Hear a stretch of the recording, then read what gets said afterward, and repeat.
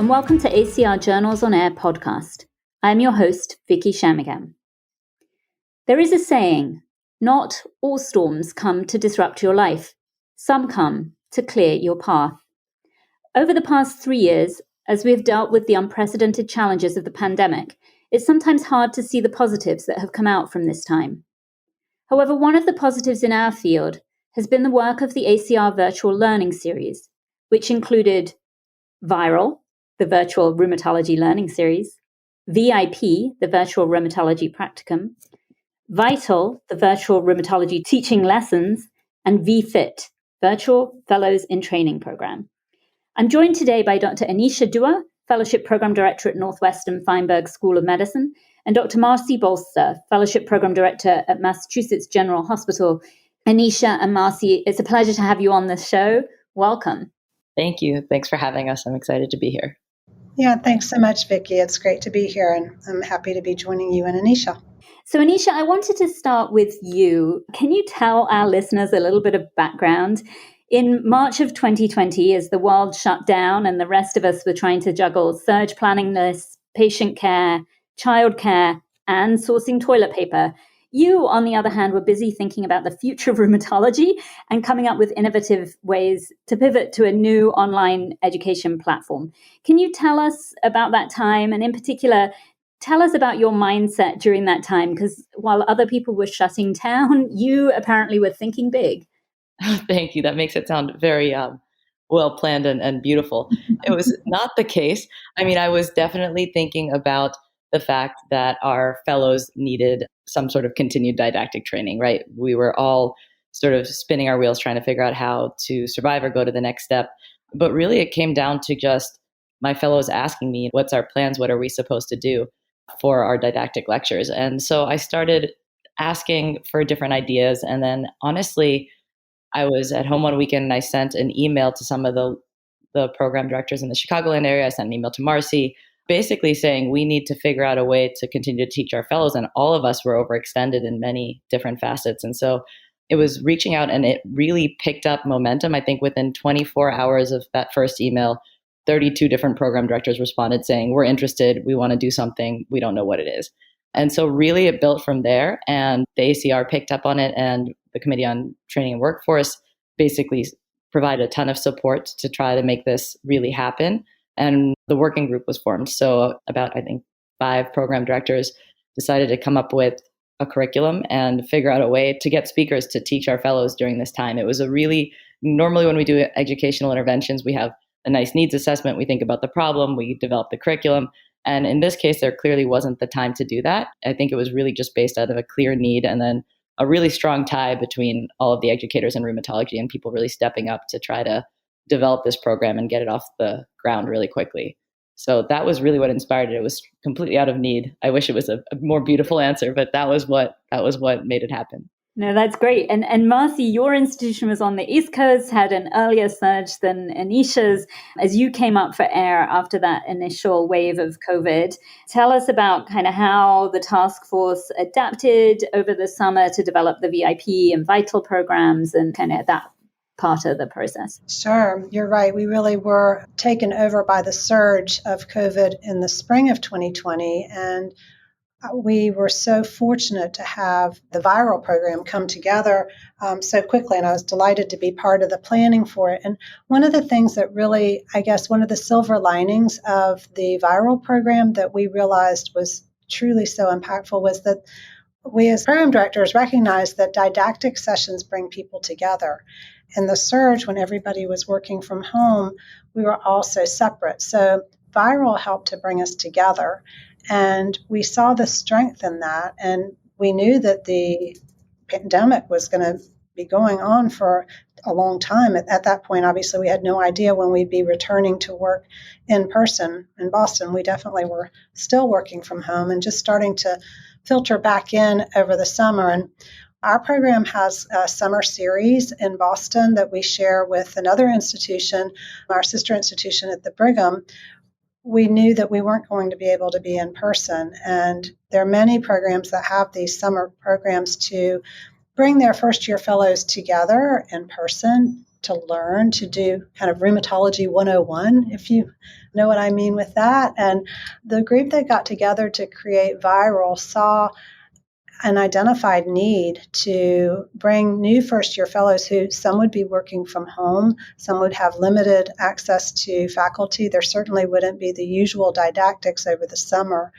And from there, VIP was born. And I think one thing that we've also recognized is even though we're now back in person for many of our didactics, many programs are holding their summer sessions for the new fellows. There's real value in sharing on a national basis the strength of educators with expertise in different areas for our new fellows. I totally agree. And I think that is one of the incredibly valuable things about the programs that you guys have put together. I'm actually quite fascinated by what you did and some of the analysis that you present in your manuscript, because your group kind of analyzed not just the traditional evaluations of the educational content of your programs, but you also included an evaluation related to connectedness of the trainees. And I do think as we move forward in this weird new world of COVID, that is something that we are missing. So I guess, Anisha, can you tell us how you set up the evaluations? How did you measure connectedness and what did you find? I think that's actually an important point that you guys brought up. I was just on a call and I was realizing, and I said it, that my second year fellows who just recently graduated had actually not seen another fellow rheumatologist from another program in person throughout their entire training. And that's just unbelievable to me because so much of my development as a fellow and as a clinical educator has really been from those personal interactions and getting to know colleagues, mentors, and all of that in person. So this is a real void, I think, and we wanted to address it. And that was part of why we decided to have the VIP program be a little bit more limited in its registration so we could really try to create a sense of community for these fellows who were really still working from home, or some of them were going into the office and going into didactic sessions in person, but it was at different times in different areas. There were surges, so it was very not equal across the board nationally. And so I think this really put everyone on like an even playing field where they could hear great speakers from around the nation, regardless of where they were training or regardless of their clinic schedule or whatever else was going on at that moment. So when we set up the evaluations, we developed them to try to get the impact of each of the individual speaker programs to get some granular feedback, but also to get an idea of the impact of the entire series. And as I said, we didn't have time to do the needs assessment beforehand, so we kind of had to do it after the fact. So after the Viral program and after each of these programs, we would create the evaluations. They were reviewed by everyone in the work group for feedback and to try to make them concise but applicable before distributing them. But especially in the first one, we wanted to know, were these fellows diverted to other services? What was their in-person patient exposure? What was their didactic experience? What was really going on with them during this pandemic from an educational perspective? And so we asked those questions, and we found a lot of interesting information about people being more engaged in the ACR, being more interested in doing volunteer opportunities. And I think the sense of connectedness was something that, I don't remember the number, but I think it was 100%. People felt much more of a sense of connection with the rheumatology community through participating in this program. And I think that's probably one of the biggest strengths, honestly. But yeah, we tried to measure a lot of the different pieces from individual programs and also even had a focus group to try to get, again, more ideas for how we could improve it as we went along. Yeah, and I'm sure as time has gone by, that has become a continuing problem, right? We all kept thinking this was going to eventually end, right? And now we seem to be in this sort of cycle where we are having to adapt to ongoing kind of swings of levels of the virus. And so as we think about the future, these are things we do need to be focusing on, I think, as we move forward. As things grew and evolved with your various programs over time, you gave them all these different clever names. With the VFit Folk program, you've expanded a little bit. You're now both including fellows in training in the US, but then you're also trying to expand to include people who are not always US based, expand beyond the traditional ACGME accredited training programs, so including nurse practitioners, practicing rheumatologists, industry liaisons, medical students, internal medicine residents, and obviously our international audience. With that broader audience, how are you evaluating impact now? I can try to answer that. Again, the vision has grown as we've been moving along, and the Vitals program is kind of at a higher level interdisciplinary program where we will engage with not only rheumatologists, but we've included cardiologists or nephrologists or dermatologists.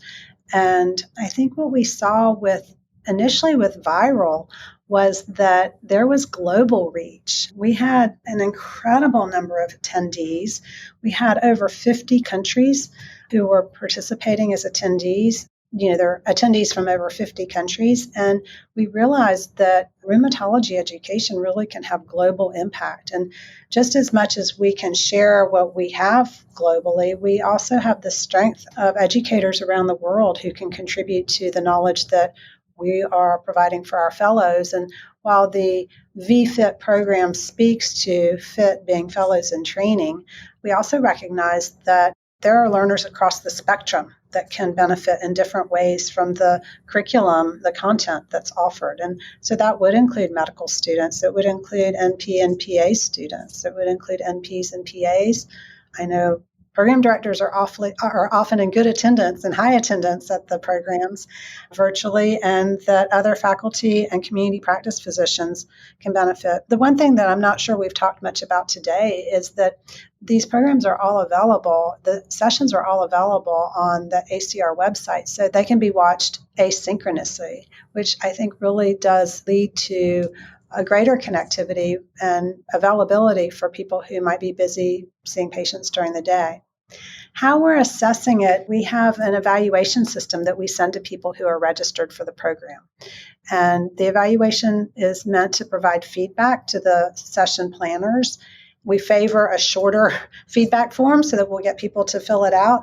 And we use the feedback that's provided in terms of strength of certain presentations to help us guide future speakers and also for topic selection. Yeah, fabulous. It feels quite literally like this has gone viral around the world. Anisha, as you're looking to the future, how do you think this program is going to evolve as we live alongside COVID moving forward? Yeah, I think that as we kind of talked about, COVID really pushed us really quickly into using virtual platforms for so much, right? Conferences, didactics, patient care. And I think that virtual learning offers a different facet of learning. And I think we're all becoming more adept at using it and using it effectively. I don't think it's going to replace in-person learning, but I do think it's going to, like you said, live alongside in-person events and in-person learning. So I hope that we will continue to develop these programs and offer them, because I think, as Marcy said, she has a program for her fellows and some of the local fellows during the summer, and some other programs have similar setups, but not all programs have large enough faculty or have the expertise to be able to have their fellows access these really fantastic speakers from around the nation. And I'm hoping that it will continue to involve new speakers, new topics, and grow in that way. As we sort of evolve with having new people leading the work group, new ideas will come in. I think we're learning more about how to do teaching in a more engaging way, using polls, breakout rooms, things that sort of help build sort of small group learning and incorporate this virtual learning with our in-person learning. I know a lot of the programs will have their fellows watch these series, and then they have small group sessions where they'll discuss whatever was learned in the virtual environment. And so I think trying to find a way to really use both forms of learning to maximize fellow education is the goal of these programs now. And hopefully, I mean, like we said, doesn't look like COVID is going away, and there's always going to be something. So I think we just are going to figure out ways to make it really accessible, to make it more applicable for people, and to really engage all different levels of learners across the spectrum. That's hopefully where I see it going. That's fabulous. And I thank you both actually for this really interesting discussion about both your publication and this incredibly important educational initiative. I'm going to change tack a little bit, pivot, if you will. I'm quite keen in this podcast also that our listeners feel a little bit more connected to our community of rheumatologists. And so while we have you with us, I'm wondering if you'd be open to just doing a quick lightning round where we find out a little bit more about the two of you and what drives your successes. So hopefully you'll both be okay with a few quick questions. The first one is, and I'll put this to Anisha first and then Marcy, can you tell us about your favorite book or a book that's changed you as an educator? So I'll go first. I love reading books and novels, and I think some of my favorites are And the Mountains Echoed by Khaled Hosseini. I really like books where there's multiple different, where the story's told from a different speaker's perspective. I really enjoy seeing any situation from lots of different perspectives, and that actually plays a role in the way that I think about teaching and educating.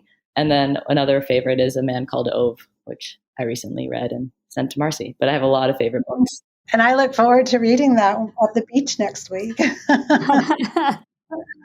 I will say a book that I read recently is Educated by Tara Westover. I just found that to be fascinating. I wasn't really thinking about it per se as an educator in rheumatology, but I think it does have overtones about the value of perseverance and the challenges in education and the challenges in becoming educated and the challenges in developing leadership skills in education. So I really enjoyed that book. Fabulous. And then if both of you are willing, can you tell us about a rheumatologist or other mentor who you admire or who kind of shaped you as a rheumatologist? I'm lucky to say that there have been so many, and really that's what's amazing about this community. There are fantastic clinical mentors, educational mentors, and it's amazing to be around such a fantastic group of people. But I'll take it easy, and I will say that Marcy is definitely a mentor who's inspired me and I continue to rely on. So I got the first shot at that. Thank you. Thank you so much. Gosh, I have a very similar answer to that question, Vicki. There are so many people who have impacted my professional development as in my developing to become a mentor and to become an educator. I'd have to say that Rick Silver, is an amazing mentor to me on really all levels, clinical, research, education. He gave me my first opportunity to be a program director, and I just can't go without saying thank you to him. Walter Barr is somebody who really impacted me as an educator. I'm not sure if any of the listeners know who Walter Barr is, but he was the first chair of COTW when the Committee on Training and Workforce was developed with ACR. I learned early on that I should have mentors outside of my institution, and I would say that Brian Mandel at the Cleveland Clinic has been an amazing mentor to me as an educator. That's fabulous. Actually, I will tell you, Marcy, and this you probably don't know, but when I was a fellow, I was the fellow representative to the annual meeting planning committee, and Brian Mandel, I think, was the chair of the committee at that time, or in the yes, I was on that committee then too. He actually took me aside and said to me, "Watch Marcy Bolster, do what she does." Oh my gosh, that's so funny. But I do want to end. I know that we don't have that much time, but I do want to end with the collaboration that we have as educators, and I'm going to volley it right back to Anisha and say that the partnership and collaboration that I've shared with Anisha has just been amazing. And she inspires me. And there are plenty of other people just like that who there's an energy about educating and being an educator and about professional growth. And that energy is so contagious and it just raises me up. Oh, that's wonderful. If our listeners want to become better rheumatology educators, is there anything you would recommend they watch, read, do that would help them? For me, it's not really like one lecture or a book or something like that. Honestly, I think it's really about listening to your learners. Like if you want to be a better educator, you need to listen to what people need and try to speak to that, because everybody has different experiences and you need to connect with something in them that excites them and makes them want to grow. And I think it's with training our fellows or with anything, it's about finding that spark or that area of interest. And it doesn't have to be your own, and capitalizing on it, finding ways to engage them in whatever material it is and teach them in whatever way you can. And also noting your limitations. Like if you don't know or feel comfortable guiding someone in a certain area, finding someone who can. I've done that many times where a fellow comes to me wanting to know about something and I don't really have the answers. And I think it's okay to not have the answers. It's really about being honest with yourself about when you are equipped to help and when you're not, and then finding resources for people when you're not. So I know that. Right, Marcy. Yeah, I would agree with exactly as Anisha has described. I would say the other way that I have found it's so valuable, my learning has been so enriched by listening to other educators, just standing by and listening. Not everything that everybody does is applicable to my training program or how I teach, but there's so many pearls to be gained by just listening to how other people approach things, how other people ask questions. And to add to what Anisha would say, I actually have figured out that I think I have the best job of anyone in my division because I get to work so closely with the fellows and I learned so much from them. I'll expand that. I work with the medical students and the residents, and we have a PA student rotating with us, and I get to learn from them on a daily basis. So I think that, as Anisha said, we just learn so much from our learners and our colleagues. Absolutely, I agree. And it's a definite kind of two-way learning experience, I feel like. Now, you both are accomplished academics, educators, program directors, but obviously there are only so many hours in the day. How do you decide what to say yes to, or I guess more importantly, what to say no to? You go first, Anisha. Yeah, I was just going to give you the option. It's hard. It is a skill learning how to say no. I cannot say that I have mastered that skill, but it's true. You don't want to spread yourself too thin that you're unable to do a good job. If I do something, the main thing is if there's an opportunity that presents itself, if I want it to excite me deeply inside, because if I'm going to spend hours doing it or days or months or years, I need it to be something that feels internally fulfilling, regardless of the outcome or the product. It has to be something that I enjoy the process of doing. And so if it's something that I feel like I enjoy the process of, and then also the team, like I said, if I'm going to be working with people that I think have that energy or that spark that Marcy was talking about, that really helps me decide whether I want to commit myself to taking something on or to building a new project or being involved in something. But yeah, there are only so many hours in a day, and I can't say I've mastered that balance of when to say yes or when to say no. I just think it really, you have to look inside yourself and say, is this something I truly feel inspired by, excited about, and have the energy and time to do well? Because there are things that you're going to be excited about that you just don't have the time to do.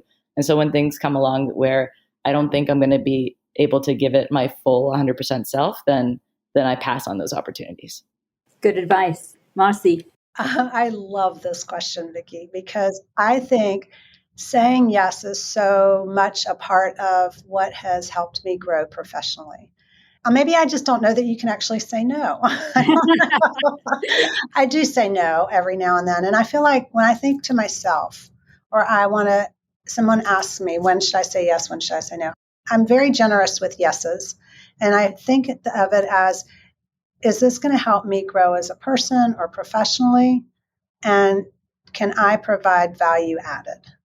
I think that's kind of how I look at saying yes. I think that saying yes as an educator, your time just expands, and somehow it all gets done. I also thrive on a fair amount of chaos. I think saying yes has given me so many opportunities that lead to more opportunities, and that's the advantage of saying yes. So Marcy says yes to everything. Almost. And I think Anisha does also, actually. I'm just laying out a thought process for if you were to say no, that might approach it. What that might look like? Yeah, exactly. Well, I'm extremely grateful that both of you said yes to being on this podcast. And I want to thank you both for sharing your pearls of wisdom with us and with our listeners today. I really appreciate it. Thanks for joining us. Absolutely. Thanks so much for having us. This episode, I want to give credit to all the wonderful, hardworking, under-recognized, and definitely under-rewarded reviewers for the ACR journals. Reviews take a lot of energy and time. Our journals could not publish without them, and they would definitely like you to say yes when they send you a review request. A special call out to reviewers too. Even though you drive us crazy, we thank you for your insightful comments and have incorporated all of your recommendations into our revised manuscripts. ACR Journals on Air is a production of the American College of Rheumatology. Please rate and subscribe to our podcast at acronair.org or wherever you get your podcasts.